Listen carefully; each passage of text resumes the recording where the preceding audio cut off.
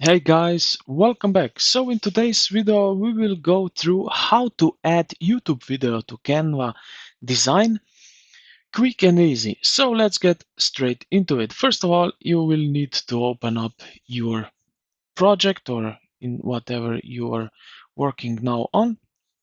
Now what you will need to do is go here on the left side to the apps and then type in embed. So embed and click on here.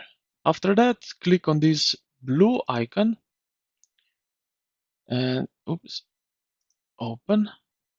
And now here we can paste our link. So go to your YouTube channel and I will copy this one here and paste it right here. And now I will just do add to the design.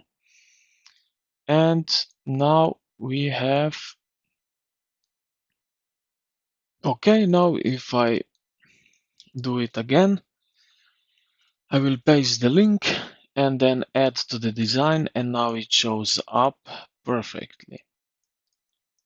But remember this, you can just copy the videos which they are allowing to embed the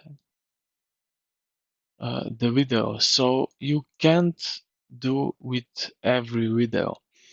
So I hope this video helped you out. If you do, consider to like and subscribe to the channel.